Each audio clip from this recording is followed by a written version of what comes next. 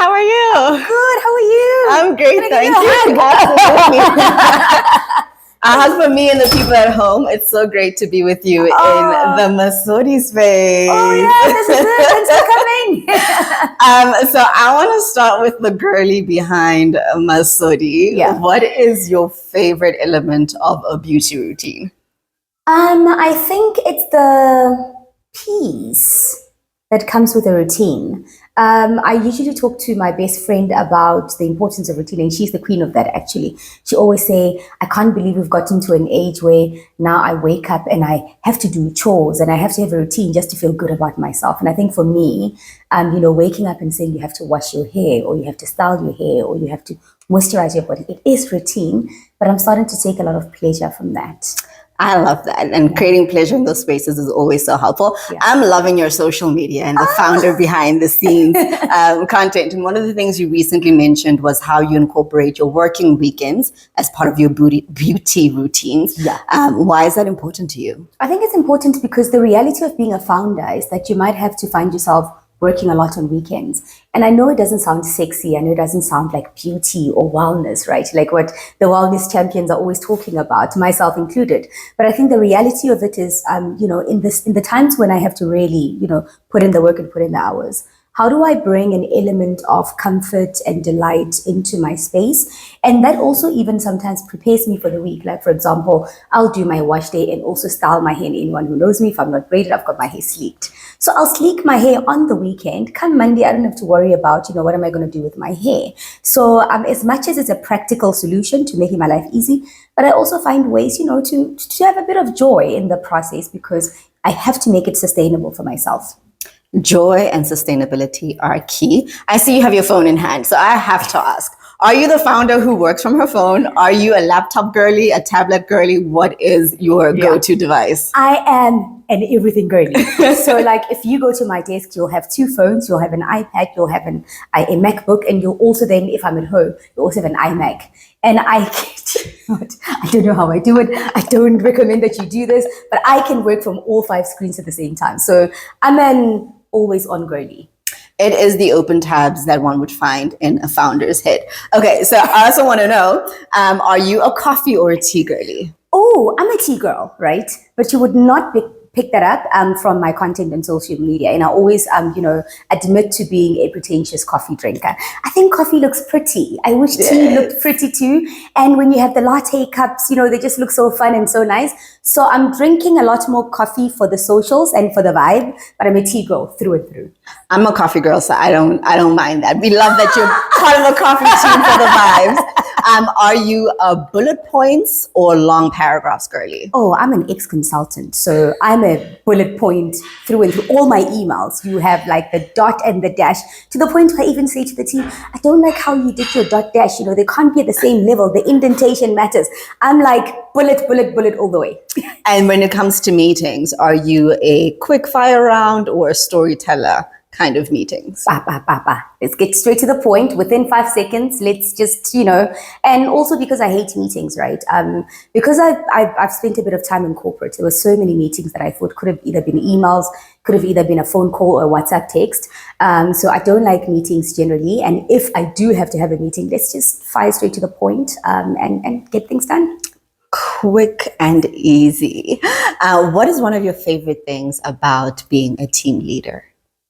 Oh, I think one of my favorite things is seeing people develop and grow into something more beautiful, more special, more finer than, what they came in as. And for example, I always say, in the entire Masodi team, there's probably 1 or 2 people who have a university background. Everything else, comes from different spaces. Either they were creators or maybe they've never worked before. And it's a huge conviction of mine that everyone has the capacity to learn, whether they went to varsity or not. And I believe that you can hire anyone as long as they have the right ingredients, personality-wise.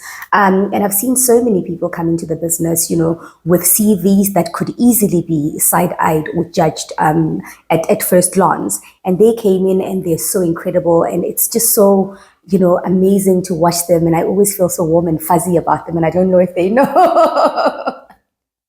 That is beautiful. I love hearing the passion for your team coming through. Yeah. How would you define your leadership style? Oh, it differs. So during crunch time, I become very hands-on, and I could become what some people might consider a micromanager, or what I sometimes could consider myself to be a micromanager. But if it's not crunch time, I'm barely ever here. And I mean, I'm not in your work. We do check-ins and check-outs frequently, so I always know what everyone's doing, but I'm not going to sit on your neck. I'm not going to do your thing, to the point where sometimes I feel I give people a little too much power. And, when things sort of like go south, I have to be okay with saying, you know what, something didn't work out as you intended it for it, to fix it. And people always fix it. And this is my one of the first things that I tell people when they come into the organization. I don't want you to move with fear of taking too much charge, of being too autonomous in your work, because there's nothing that you can fix that I don't believe you can. I mean, there's nothing you break that I don't believe that you can fix yourself. So people are running around doing whatever they want until it's crunch time, or until stakes are super, super high and I have to intervene. Awesome. Speaking about not being here, are you a work from home or come into the office girly? And if between the two, where are you most productive? I'm both, actually, because I have multiple work shifts in a day.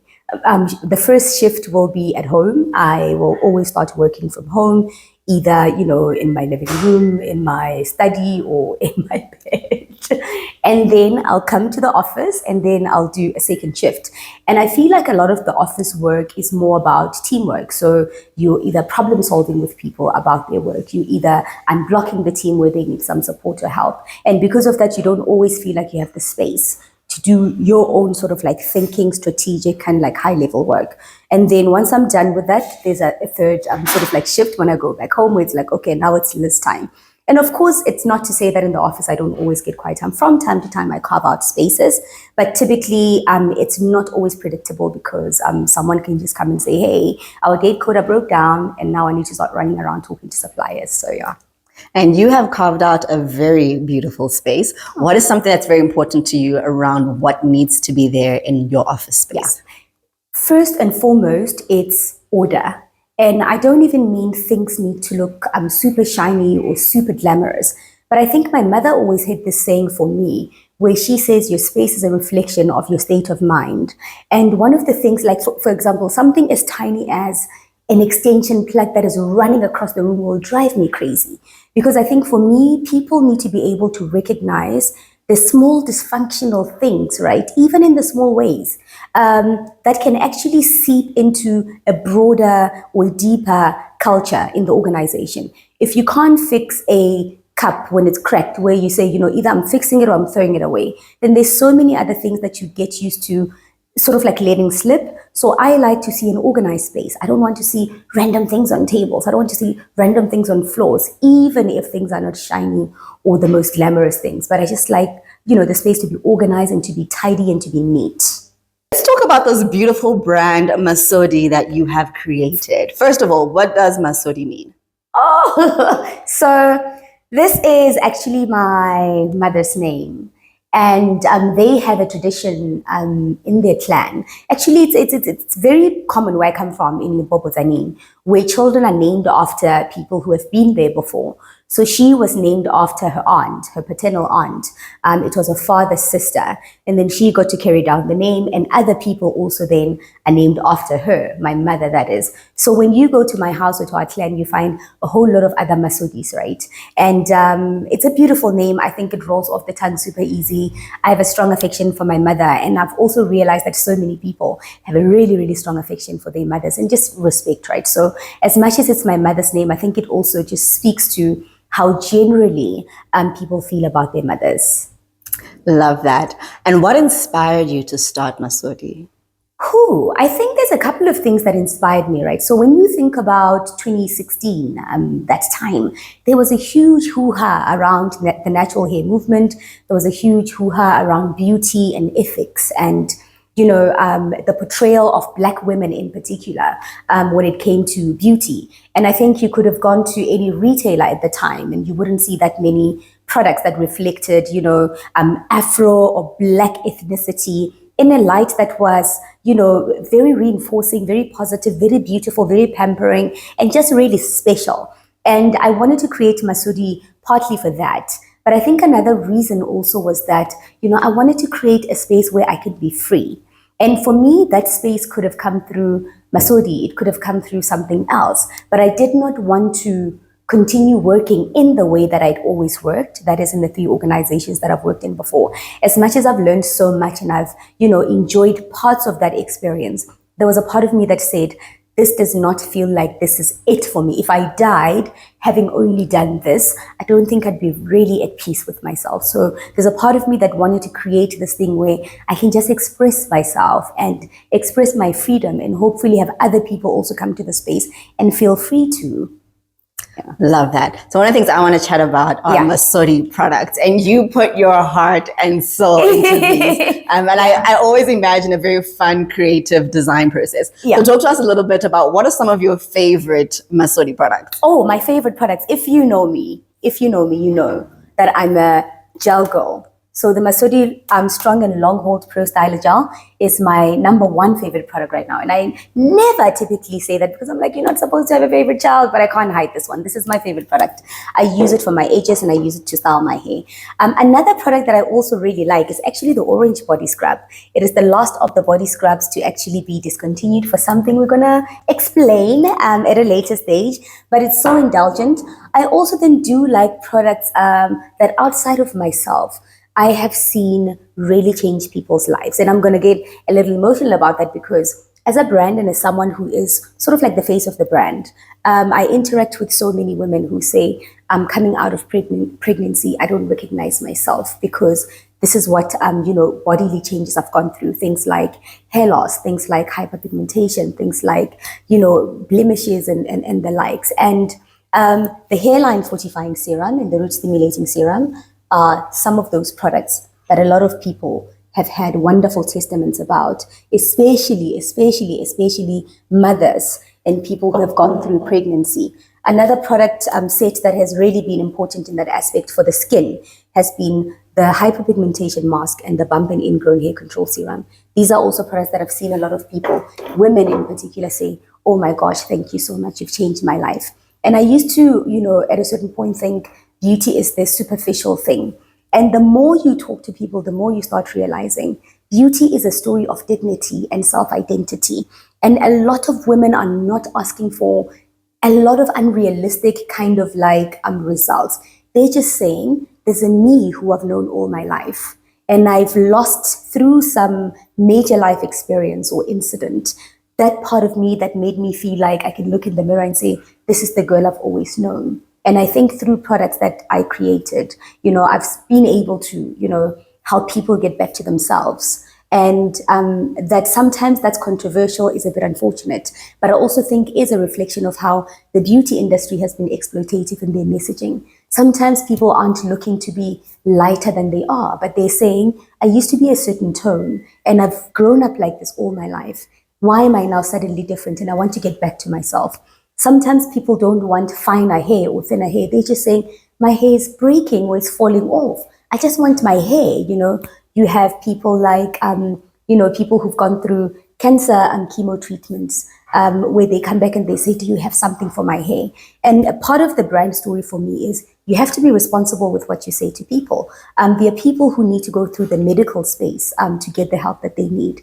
But that after a treatment as heavy as that, you still want to hold on to your hair signifies just how deep and how significant and how greater than just this shallow thing, hair is and skin is and beauty is. So what informs product design for you? So where does the creation of a new product begin? So it firstly starts with a personal need or a need that I've seen in other people.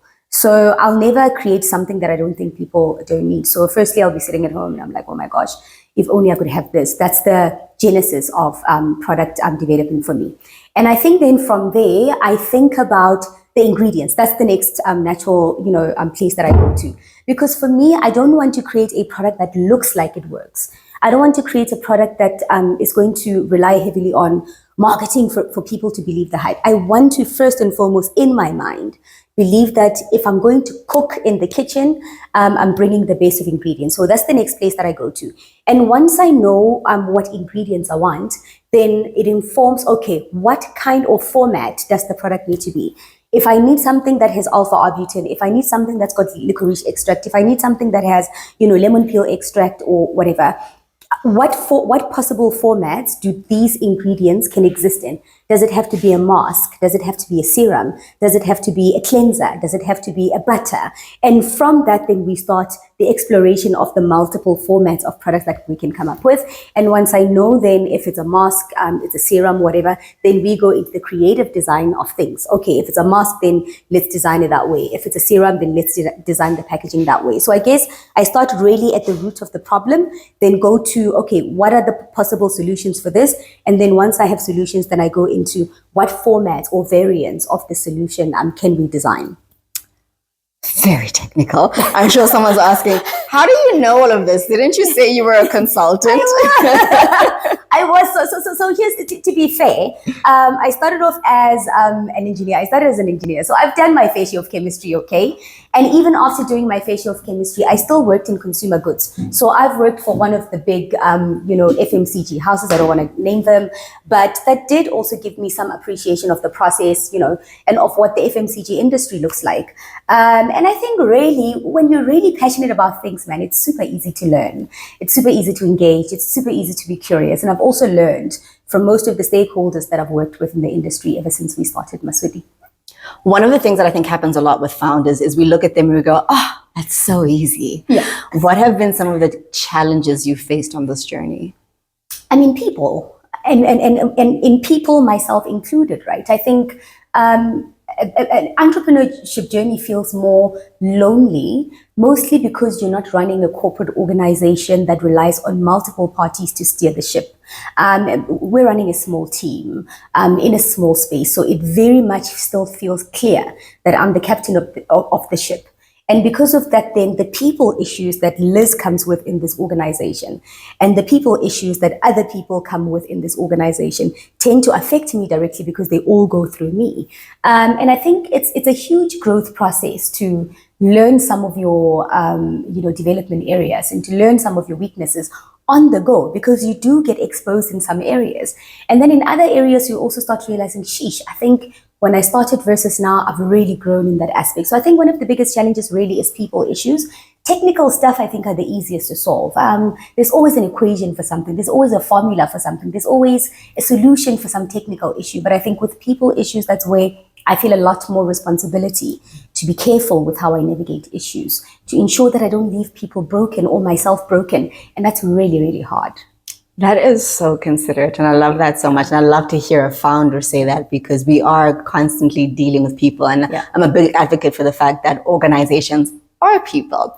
On the opposite end of that is the fact that we can get so bogged down in the detail and forget to celebrate. What have been some of your major highlights on this journey? Oh my gosh. I think on this journey, for me, I remember how excited I was to just start.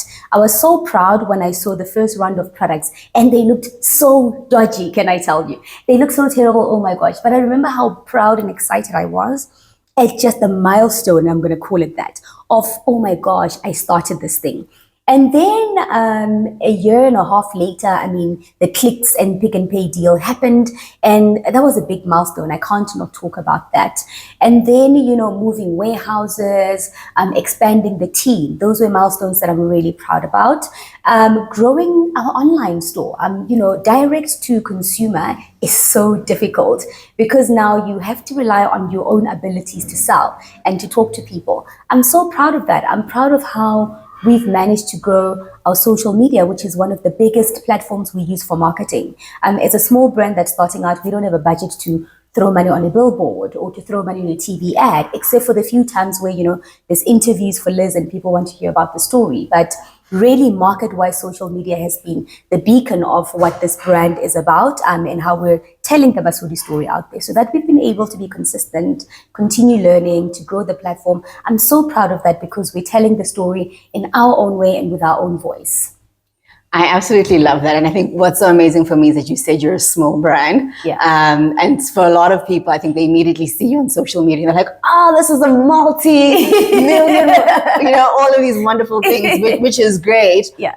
But I think very commendable is the fact that you've been around for 5 years, you've survived the pandemic, and you're still growing. What do you hope the future of Masodi will be? Oh, Masodi, I'm building a multinational organization that is going to be in multiple parts of the world. We're already, available in, I'd say, 7+ countries, predominantly Southern Africa, but we've got a bit of footprint in. What do you hope the future of Masodi will be? Yeah, I think I'm building a multinational organization, and I've mentioned at the beginning that, my University of FMCG was the first company that I worked for. They were a multi-brand, multinational organization. That's where I saw the magic of what it really looks like at its grandest sort of like a scale. And I want Masodi to be in Asia, in America, in Europe, in Africa, everywhere you go. I want Masodi to be there, because I believe that there's a space for brands like Masodi that just want to be authentic, that just want to be transparent with the consumer, but that also want to take less of an exploitative approach towards beauty and towards wellness. So what I am building is something that I hope outlives me, outlives a few other generations to come, and I'm hoping that it also reaches a whole lot of people in different spaces, so that they can know that girls from Africa, girls from South Africa, girls from Limpopo can also create something absolutely spectacular that no one can, even if they wanted to deny, or that no one can, even if they wanted to ignore, or that no one can, even if they wanted to, afford to live without. Absolutely love that. That wraps up our Behind the Business. Thank you so much for letting us join you in your office space. Thank you so much for having me.